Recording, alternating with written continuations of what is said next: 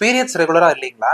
அப்ப அது பிசிஓடியா கூட இருக்கலாம். பிசிஓடி பொறுத்த அளவுக்கு நமக்கு ரொம்ப முக்கியமான காமன் சைன்ஸ் அண்ட் சிம்டம்ஸ் எது உண்டு, அது என்னன்னு பார்க்கலாம். முக்கியமானது ரெகுலரா பீரியட்ஸ் வராம இருக்கிறது, இல்லைன்னா பீரியட் ஸ்கிப் ஆகுறது. நம்பர் 2 பாத்தீங்கன்னா முகத்திலயோ பாடியிலயோ அதிகமான முடி வளர்ச்சி இருக்கிறது. நம்பர் 3 பாத்தீங்கன்னா முகத்துல அதிகமான பிம்பிள் வர்றது, இல்லைன்னா ஸ்கின்னே ரொம்ப ஆயிலியா தெரியறதும் ஒரு முக்கிய காரணம்.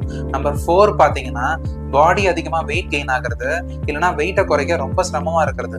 ஸோ இதுவும் ஒரு முக்கியமான சைன்.